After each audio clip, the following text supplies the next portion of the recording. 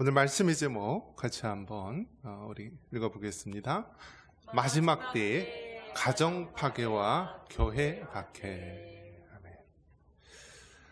하나님이 창조하신 제도 두 가지가 있습니다.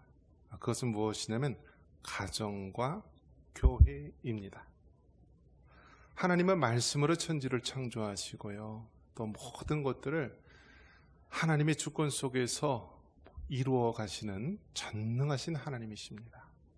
그 하나님께서 친히 아담과 하와를 만드시고요, 우리 하나님이 주례자가 되셔서 두 사람을 부부로 또 가정을 이루게 하시고 생육하고 번성하여 땅에 충만하도록 하였습니다. 그래서 창세로부터 지금까지 하나님께서는 가정을 통하여서, 결혼을 통하여서 남자와 여자가 하나가 되어서 생명이 잉태되는 신비를 허락하셨고요, 오늘날 우리가 이렇게 많은 생명을 누릴 수 있게 된 것입니다. 그 원리가 무엇이죠? 가정입니다. 가정. 두 번째는 무엇입니까? 하나님께서 이 땅의 주의 일을 이루어 나가실 때 교회를 통하여 이루어 가십니다. 아무리 시골에 조그마한 교회라 할지라도 그 교회의 머리는 우리 예수님이시고, 그 교회의 주인은 우리 하나님이시고, 그 교회를 이끌어 가시는 분은 성령님이신 줄 믿습니다. 그렇기 때문에 여러분, 교회를 건물 외관으로 보고 판단한다면 그것은 하나님의 심판받을 모습입니다. 아무리 초라하고 또 힘없어 보이는 교회라 할지라도요, 우리는 그 교회의 주인이 하나님이심을 믿고 늘 경외하는 마음으로 살아야 되는 것입니다. 그렇기 때문에 하나님이 만드신 제도, 이 가정과 교회는 태초서부터 지금까지 하나님이 일을 이루시는 방법입니다. 그런데 안타깝게도 마지막 때가 되었을 때 하나님이 창조하신 이 가정과 교회를 파괴하는 행동이 서슴없이 이루어지고 있습니다. 안타깝게도 부산 세계로교회 손현범 목사님은 구속이 되었습니다. 이 교회에서 말하는 구속은 죄와 사망으로부터 우리의 죄를 속해주고 구원해준다라는 구속이고요, 세상이 말하는 구속은 무엇이죠? 행동의 자유를 제한하고 감옥에 가둔다라는 것이 구속이에요. 그래서 정식 재판 전까지 감옥에 가둬서 재판을 받도록 하는 거예요. 그 이유는 도망을 가거나 증거를 인멸할 가능성이 있기 때문에 구속을 하는 것이 일반적인 원칙입니다. 그런데 여러분, 수천 명의 교회를 담임하는 담임 목사가 도망갈 우려가 있습니까? 증거를 해칠 그러한 것이 있습니까? 이미 유튜브나 모든 곳으로 다 나와 있는데요. 이것은 무엇을 얘기합니까? 마지막 때의 교회를 향한 세상의 탄압이라고 밖에 볼 수가 없습니다. 우리나라는 어떤 민족이죠? 우리나라는요, 외국인들이 우리나라에 오면 항상 배우는 말이 먼저 무엇이죠? 빨리빨리. 빨리 한 번 해도 성이 안 차는 거예요. 그래서 어떻게 해요? 빨리빨리. 두 번씩 해야 되는 거예요. 빨리빨리. 그래서 외국인 노동자들이나 이런 사람들이 와서 제일 먼저 배우는 게 빨리빨리입니다. 빨리빨리. 우리나라는 뭔가 성공을 해도 빨리빨리 성공합니다. 부흥을 해도 빨리빨리 부흥을 합니다. 그런데 역으로 망해도 어떻게 해요? 빨리빨리 망해요. 빨리빨리 망해요.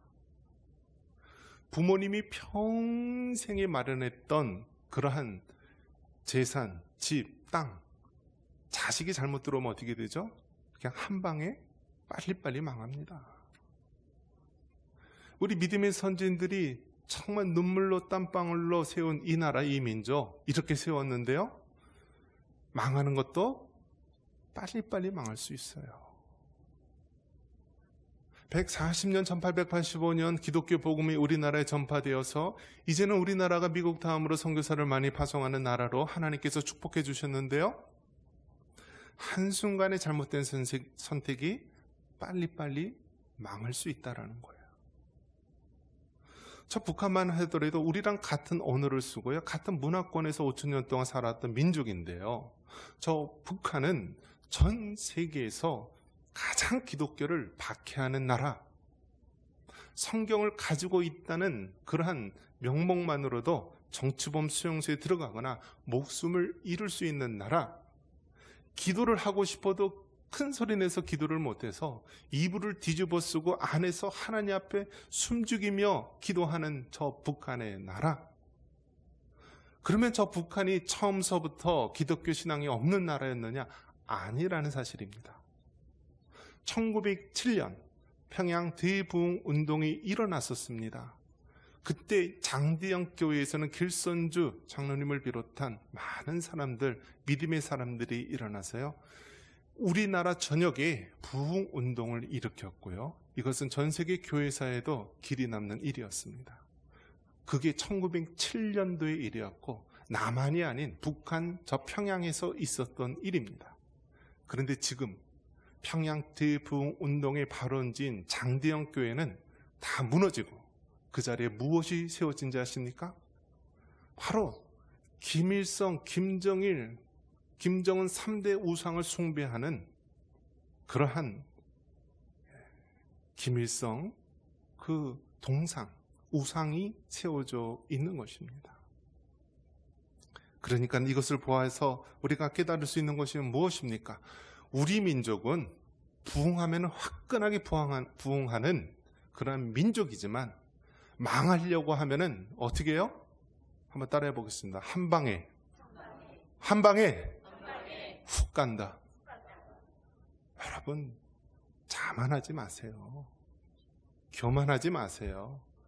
우리 민족이, 우리 조상이, 우리 신앙의 열조가 몇 대인데요, 다 소용없는 일입니다. 한 방에 훅 하는 거예요. 훅 하는 거예요. 내가 왕년에는 기도를 얼마나 했고 교회 봉사를 얼마나 했고, 다 여러분 하나님 앞에 헛된 자랑이 됩니다. 지금 우리가 하나님 앞에 어떻게 서 있느냐? 지금 이 땅에 있는 교회가 무너지고 이 땅에 있는 가정이 파괴되면은요, 아무런 소용이 없습니다. 저 북한 사람이요, 저 북녘 땅에 있는 사람들, 우리보다 머리가 나쁩니까? 우리보다 모자랍니까? 우리랑 똑같은 민족이고 반만년의 역사를 같이 했던 민족입니다. 하지만 한순간 선택, 교회를 박해하고 하나님의 말씀을 거절하는 일들에 대해서 침묵하고 외면했을 때요, 마치 조그마한 누룩이 온 떡덩이에 퍼지듯이 바로 인본주의, 유물론 공산주의에 의해서 저 북한이 가장 교회를 박해하는 나라로 전락하고 말지 않았습니까? 그렇다면 우리 남한의 현실은 어떻습니까? 우리 남한은 믿음이 좋아서 지금 전 세계에서 미국 다음으로 선교사를 많이 파송하고 우리나라 5만여 교회, 또 850만의 그리스도인이 있다고 자랑할 수 있겠습니까? 우리가 괜찮은 사람이라서 그런가요? 전적인 하나님의 은혜로, 하나님의 주권 속에서 이루어진 것이지 우리가 잘나서 우리 민족이 대단해서 그런 것이 아니라는 사실을 우리는 깨달아야 됩니다. 하나님께서 우리나라 민족을 들어 사용하시기 위해서 선교사를 통하여 복음이 전해지게 하시고 70여 년 그 기간 동안에 부흥을 이루게 하시며 오늘날 이렇게 남한이 하나님의 축복을 받은 민족으로 세워진 것입니다. 그런데 여기서 잘못된 선택을 하게 되면은 망하는 것도 빨리빨리 망한다. 내 일이 아니니까, 나랑 상관없는 일이니까, 나는 이제 다 살았으니까, 여러분 그런 말 하지 마십시오. 여러분의 자녀들이, 여러분의 손주들이 당하는 현실입니다.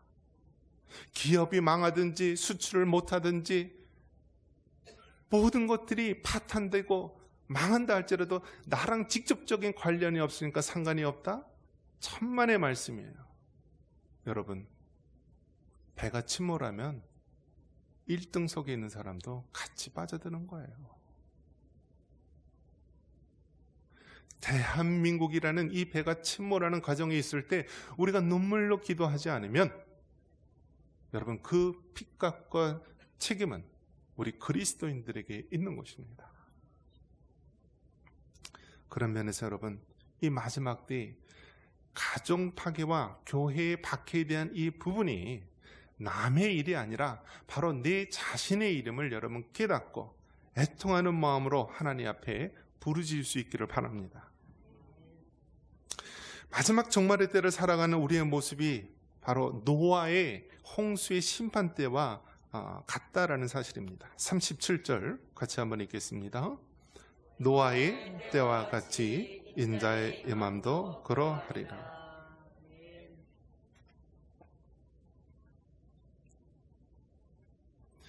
죄는 여러분 얼마나 무서운지 아십니까? 아담과 하와가 하나님의 말씀을 어기고 선악과를 따먹음으로 말미암아 우리 아담과 하와의 모든 후손들은 원죄라는 것을, 죄성을 가지고 태어납니다. 이 죄가요 한 세대만 흐르니까요 살인자가 나옵니다. 아담과 하와의 아들 가인이 그 형제를 죽입니다.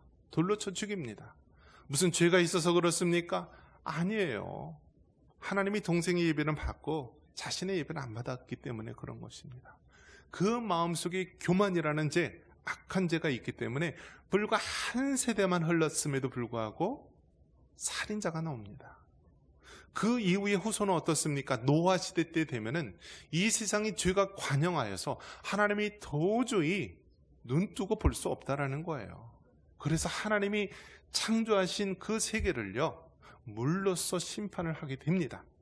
이것은 어느 국부적인 일부 지역의 홍수가 아니라 전 세계 이 지구에 일어났던 대홍수입니다.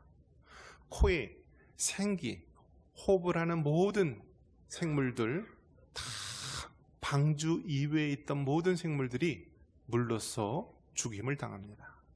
이것이 노아의 홍수에 대해 심판입니다. 여러분 홍수가 나서 온 세상이 물로 덮이기까지 사람들은요, 세상 사람들은 먹고 마시고 죄악과 쾌락 속에 탐닉하면서 자신이 멸망할 줄 모르고 그렇게 지냈다라는 사실입니다. 오늘 우리 현실이 어떻습니까? 내일이 아니지, 오늘 나 즐겁게 지나면 되지, 내 노후는 보장됐어, 연금 얼마 탔어, 해외여행 가야지. 여러분 그것이 우리 인생의 목표가 아니라는 사실입니다. 노아의 홍수 때 같이 많은 사람들이 물로서 심판당하기 전 그 당일까지도 세상 쾌락과 죄악 속에 그렇게 살고 있었다라는 사실입니다. 창세기 6장 5절에 여호와께서 사람의 죄악이 세상에 가득함과 그 마음으로 생각하는 모든 계획이 항상 악할 뿐임을 보시고, 여러분 이 세상의 죄악이 관영하다, 죄악이 가득 찼다라는 거예요. 가득 찼다. 하나님이 이 사람들 보니까 그 생각이 항상 악할 뿐이다라고 이야기를 합니다. 그래서 하나님이 물로써 세상을 심판하고 다시는 더 이상 물로써 심판하지 않겠다라고 하면서 그 약속으로 하늘에 무지개를 띄워주셨어요. 빨준 옷접 파남보 7빛깔 무지개. 그러나 이 악한 인간들은요 어떻게 했나요? 하나님의 그 언약의 상징인 무지개를요 한 가지 색깔을 빼요. 빨주 노초 파 빼고 보 6빛깔 무지개로 해서 동성애 자임을 드러내는 상징으로 깃발로 사용합니다. 이것이 여러분 우리가 맞이한 현실입니다. 소돔과 고모라 때에도 남자가 남자로 더불어 부끄러운 일을 행하고 온갖 죄악에 관영한 그러한 모습 속에서 하나님께서는 불과 유황으로 그 도시를 멸망시켰습니다. 지금 우리 현실이 어떤가요? 소돔과 고모라 시대보다 더 악한 세상이 된 것입니다. 과거에는요 그래도 동성애라고 한다면 정신적으로 문제가 있고 그것이 다 죄라는 것이 보편적인 도덕, 윤리로 받아들여졌습니다. 그런데 이제는 세상이 거꾸로 되어서요, 동성애가 죄라고 말하는 순간 그 말하는 사람, 그 교회를요 탄압하는 시대가 된 것입니다.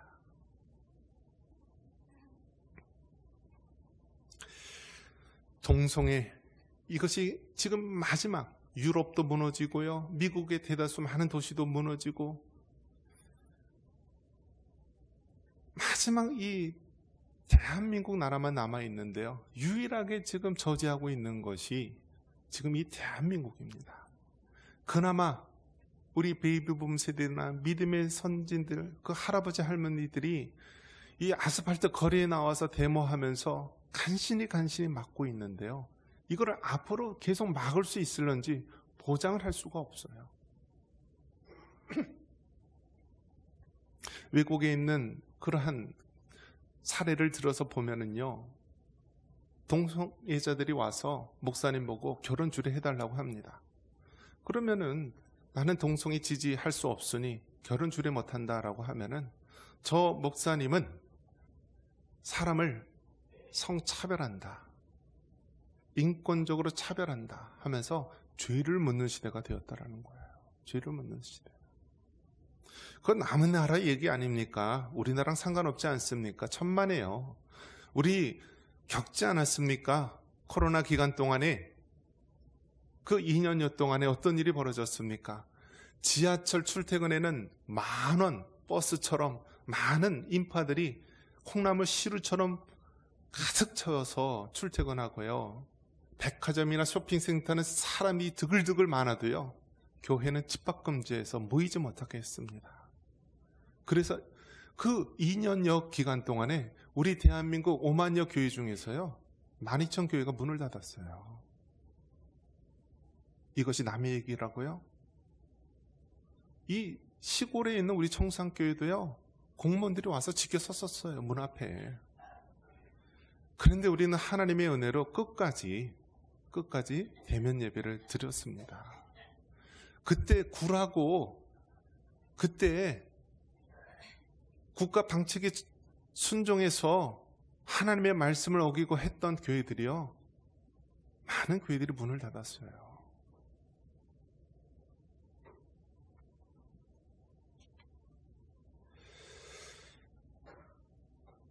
마지막 종말의 때 우리는 어떤 모습으로 살아야 됩니까? 영적으로 깨어 있어야 하는 것입니다. 우리 42절 같이 한번 읽겠습니다. 그러므로 깨어 있으라. 어느 날에 너희 주가 임할는지 너희가 알지 못함이니라. 아멘. 여러분 한번 따라해 보겠습니다. 깨어 있으라. 깨어 있으라. 깨어 있으라. 어떤 사람은 예배 때만 되면 눈을 이렇게 감는 사람이 있어요. 감는 것까지는 좋아요. 고개를 움직입니다. 그럼 앞으로 하면은 그렇습니다 라는 것으로 이해를 하죠. 이렇게 넘어가면 돼, 이렇게. 그래서 본인도 누르고 주변 사람도 누르고. 어떤 사람은 넘어질 것 같은데 계속 그러고 있어요. 성경에 유두고라고 하는 사람이 그러다 어떻게 됐죠? 떨어졌어요. 죽었어요. 근데 하나님의 은혜로 사도 바울을 통하여 다시 살려냈죠. 여러분, 육체적으로도 그렇게 졸다가 큰일을 당할 수가 있는데요, 영적으로 잠이 들면은요 우리는 영적인 죽음을 맞이할 수 있게 되는 것입니다. 특히 마지막 때일수록 깨어 있어야 되는 거예요. 악한 사단마귀가 우는 사자같이 두루다니며 삼킬자를 찾고 있는데 꾸벅꾸벅 졸고 있으면은요 사자의 먹이가 되는 것입니다. 영적으로 깨어 있어서 정말 우리를 사냥하려고 하는 저 사자 무리가 온다면 이를 알려주고 우리의 가정을 지키고 우리 사회를 지키고 우리가 깨어 있어서 보호를 해야 되는 것입니다. 여러분, 잘지 마시기 바랍니다. 예배 때요 졸지 마시고요, 졸면 저 뒤에 가서 서 있으세요. 그래도 졸린다? 수단과 방법을 가리지 말고요 깨어 있도록 하세요. 믿음은 들음에서 나며 들음은 그리스도의 말씀으로 말미암느니라. 여러분, 하나님의 말씀을 듣지 못하게 하는 것은 사단의 역사예요. 물론 피곤하고 잠을 못 자서 가끔 그런 일이 있을 수는 있지만 그것이 습관적이고 반복적이라면 우리가 정말 심각하게 생각해야 되는 것입니다. 그러므로 깨어있으라. 어느 날에 너희 주가 임하는지 너희가 알지 못함이니라. 여러분, 마태복음 25장에는 열처녀 비유가 나옵니다. 5명의 처녀는 지혜로워서 등잔에 기름을 예비하고요, 또 5명의 사람 미르나에서 등잔에 기름을 예비하지 않았습니다. 바깥에서 신랑이 온다 신랑이 온다 라고 했을 때 등잔에 기름을 예비한 사람은 바로 신랑을 맞이하러 갔지만, 등잔에 기름을 예비하지 못한 5명이 미련한 신부들은 혼인잔치에 들어가지 못했다라고 말합니다. 이 얘기의 핵심이 무엇입니까? 일단은 마지막 때 신랑 되신 우리 주님이 오는데, 재림의 예수님이 오는데, 이 땅에 있는 교회들, 이 땅에 있는 성도들 영적인 잠을 자지 말라는 것입니다. 깨어 있어야 되는 것입니다. 그리고 신랑이 온다라고 했을 때 등잔에 기름을 예배했듯이 우리는 마지막 때의 성령의 충만함을 가져야 되는 것입니다. 지금 안타깝게도 여러분, 우리 젊은 자녀들, 우리 차세대들은요, 이 사고 방식이 달라요. 아니, 내 뱃속에서 태어난 자식인데 왜 저렇게 다르지? 여러분, 왜 그럴 것 같아요? 세상 교육 때문에 그런 것입니다. 여러분, 정말 우리나라 이 좌파 성향이 40대, 50대에 굉장히 많은데요, 그때 생겨난 것이 무엇인지 아십니까? 정교조입니다. 그런데 대부분 우습게 생각했어요. 뭐 정교자 자기들끼리 하다 말겠지. 그런데 그것이 1년, 2년, 10년, 20년, 30년 흘러오다 보니까 어떻게 돼요? 우리나라 모든 그런 학생들이요, 정교조의 그러한 사상의 영향을 받고 태어난 것입니다. 경기도라든지 일부 큰 도시에서 학생 인권 조례를 통하여서 동성애를 지지하고요, 많은 사람들, 어린 학생들에게 이 동성애를 조장하는 일들을 서슴없이 하고 있습니다. 하나님이 주신 고유의 성, 남성, 여성을 우리가 믿음으로 받아들여야 되는데, 네가 무슨 성인지 고민해 보라. 여러분, 무슨 성이긴 무슨 성이에요? 태어날 때 달고 나오면 남자고, 없으면 여자고. 이건 우리 조상들도 알았어요. 태어나면은 이렇게, 고추도 이렇게 널어놓고. 그런데 지금 여러분, 성이 남성과 여성 2개가 아니라 어떤 나라는 50개까지 된대요. 하리수는 남성인데 성전환 수술을 했어요. 그리고 여성 호르몬을 맞아서 여자처럼 외형적으로 보여요. 그래서 그 하리수가 이 주민등록번호가 1번에서 2번으로 바뀐 최초의 사람이었죠. 그런데 지금은 어떤 시대가 되었냐면, 외과적인 수술을 하지 않아도요, 생각만으로 나는 남성인데 여성이라고 생각하면 여성으로 살아갈 수 있다는 거예요. 그래서 여러분, 이제 앞으로는 목욕탕 가면은 어떤 사람이 들어올 수 있어요? 시커멓게 수염에 거듭한 사람이 나는 여성이에요 하고 들어갈 수 있는 시대가 된 거예요. 여성 화장실에 이만한 떡대 같은 남자가 들어가면서 난 여성이에요. 그런 시대가 지금 우리 코앞에 다가오고 있는 것입니다. 여러분, 깨어있기를 바랍니다. 분별할 수 있기를 바랍니다. 우리 자녀들이 학교에서는 정교조의 그 극좌의 교육을 받고요, 동성애를 지지하는 교육을 받고요, 직장에서는 어떻습니까? 그 정교조라든지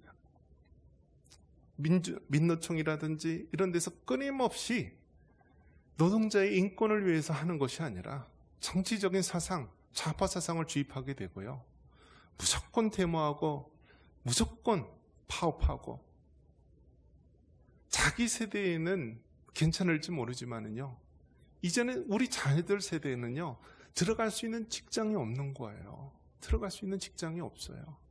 여러분, 지금 어떻게 됩니까?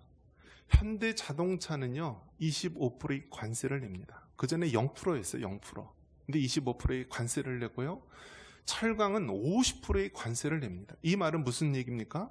수출을 하지 못하는 상황에 처한 것입니다. 이제 다 직장들 어떻게 돼요?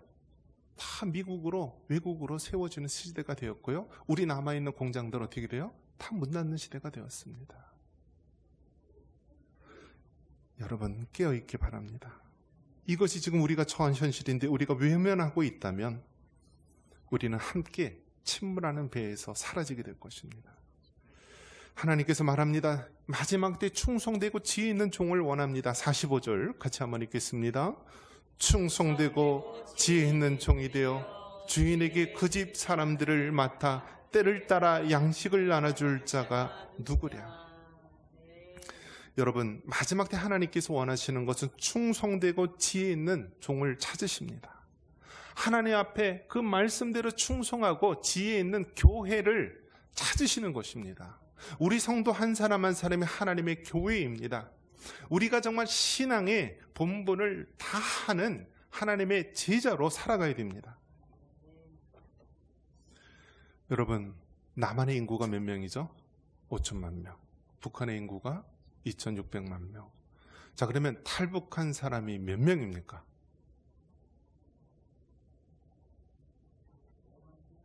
그 정도는 알고 계셨죠. 34,352명. 이것이 이제 2025년 4월 기준으로 34,000여 명이 지금 있어요. 그 중에 탈북민 교회가 70여 개라고 합니다. 70여 개. 그러니까 탈북한 사람이 목사로서 안수를 받고 교회를 세운 게 70여 개라고 합니다.